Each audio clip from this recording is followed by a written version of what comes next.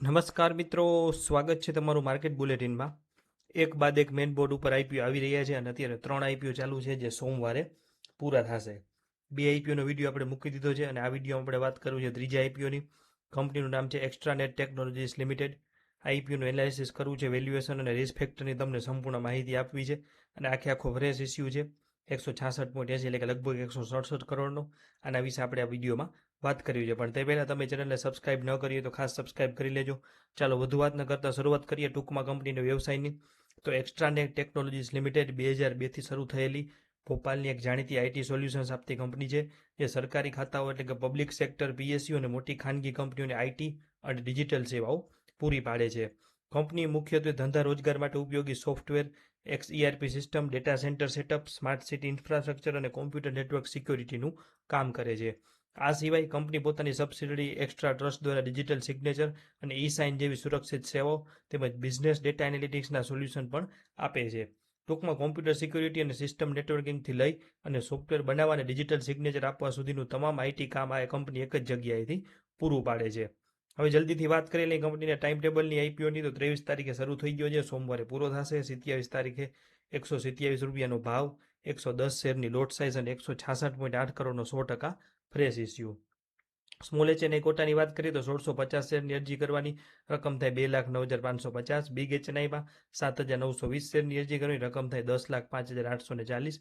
અરજીઓની સંખ્યાની વાત કરીએ, કારણ કે આઈપીઓ નાનો છે, રિટેલર કોટામાં લગભગ 41,790 અરજી, સ્મોલ એચએનઆઈ કોટામાં 398 અરજી અને બિગ એચએનઆઈ કોટામાં 796 અરજી અનામત રાખવામાં આવેલી છે. હવે વાત કરેલી પરિણામની, તો 31 માર્ચ 2024, 25 અને 26 કંપનીના નાણાકીય પરિણામ ઉપર નજર કરીએ તો વર્ષ 2024થી 2025 દરમિયાન કંપનીએ ઓછી માર્જિનવાળા હાર્ડવેર વેચવાના બદલે સોફ્ટવેર, ક્લાઉડ અને આઈટી સર્વિસ જેવી વધુ કમાણી આપતી સેવાઓ ઉપર ધ્યાન કેન્દ્રિત કર્યું, જેના કારણે તમે સ્ક્રીન ઉપર જોઈ શકો છો કે આવક 18.5% વધવા છતાં ચોખ્ખો નફો 10.98 કરોડથી સીધો 3 ગણો ઉછળી અને 30 કરોડ સુધી પહોંચી ગયો. એટલે તમે જુઓ કે આવક 233 વાળી 2025માં ખાલી 276 થઈ, પણ નફો સીધો 11 કરોડ વાળો 30 કરોડ થઈ ગયો, જેનું કારણ આ છે.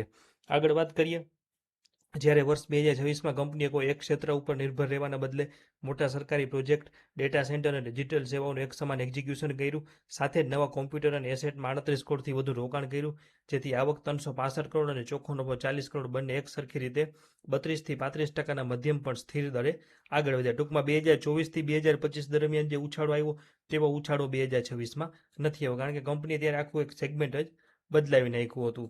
હવે વાત કરીએ, આપણે જેમ વાત કરી કે આખો ફ્રેશ ઇસ્યુ છે, તો 167 કરોડનો ઉપયોગ ક્યાં કરશે, તો 102 કરોડ રૂપિયા વર્કિંગ કેપિટલની જરૂરિયાત માટે ઉપયોગ કરશે, 20 કરોડ અને 20 લાખમાંથી જૂનું દેણું ચૂકવશે, 8 કરોડ અને 48 લાખ રૂપિયા નવા સિસ્ટમ અને હાર્ડવેરની ખરીદી કરવા માટે ઉપયોગ કરશે અને બાકીના પૈસા સામાન્ય કોર્પોરેટ હેતુઓ માટે ઉપયોગ કરવામાં આવશે, જે કુલ ફ્રેશ ઇસ્યુના 25%થી વધુ નહીં હોય. હવે વાત કરેલી જલ્દીથી કંપનીની 5 સારી અને 5 નબળી બાબતોની. શરૂઆત કરશું સારી બાબતો. તો પ્રથમ છે કે સરસ નાણાકીય ગ્રોથ છે કંપનીનો. બીજું છે કે વેલ્યુએશન સસ્તું છે. કંપનીનો પી રેશિયો લગભગ 12થી 13 આસપાસ આવે છે, જે આઈટી સેક્ટરની પિયર કંપનીના સરેરાશ 39-40ના પીઈ કરતાં ખૂબ જ વ્યાજબી છે. ત્રીજું છે કે કંપનીનું રિટર્ન ઓન નેટવર્થ પણ સારું છે. ચોથું છે કે મોટો ઓર્ડર બેકલોગ છે અને પાંચમું છે કે આઈપીઓના પૈસાથી વ્યાજનો બોજ ઘટશે. એટલે આપણે જેમ આગળ વધે કે આઈપીઓના પૈસામાંથી 20 કરોડનું દેણું ચૂકવાઈ જશે, જેનાથી કંપનીનો વ્યાજ ખર્ચ ઘટશે અને ચોખ્ખો નફો વધશે. પણ સામે નબળી બાબતો પણ છે.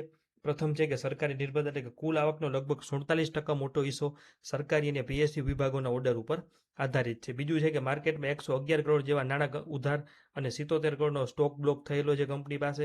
ત્રીજું છે કે ચોક્કસ રાજ્યો પૂરતો સીમિત ધંધો છે.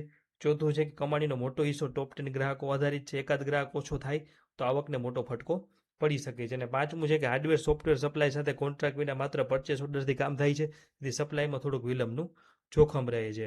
હવે વાત કરી લઈએ ફાઇનલ મંતવ્યની. તો એક્સ્ટ્રાનેટ ટેકનોલોજીસ લિમિટેડના ફાઇનાન્શિયલ, વેલ્યુએશન અને આરએચપીના ડેટાનું પૃથ્થકરણ કરતાં માલુમ પડે છે કે નાણાકીય વર્ષ 2024થી 2026 દરમિયાન કંપનીની આવક 233 કરોડથી વધી અને 365 કરોડ અને ચોખ્ખો નફો 10 કરોડથી વધીને 40 કરોડ સુધી પહોંચી ગયો, જે મજબૂતી ઓપરેટિંગ ગ્રોથ દર્શાવે છે. આઈટી સેક્ટરની અન્ય સમાન કંપનીઓ પીની સરખામણીએ કંપનીનો પી રેશિયો લગભગ 12થી 13 આસપાસ જેટલો વ્યાજબી હોવાથી, સારું ઇબીટા માર્જિન હોવાથી ઓફર પ્રાઇસથી આઈપીનું લિસ્ટિંગ ડિસ્કાઉન્ટમાં થવાની શક્યતા ખૂબ જ ઓછી છે.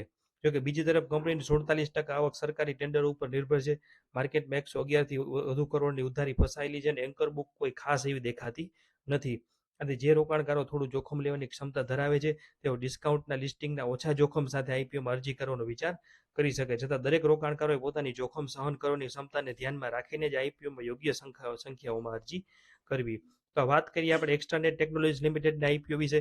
માહિતી તમને કેવી લાગી તે કોમેન્ટ સેક્શનમાં જરૂર જણાવજો, અને આઈપીઓ વિશે કંઈ પણ પ્રશ્ન હોય તો તમે પૂછી શકો છો. અને આવા તમામ મહત્વના અપડેટ માટે જોડાયેલા રહેજો. આભાર.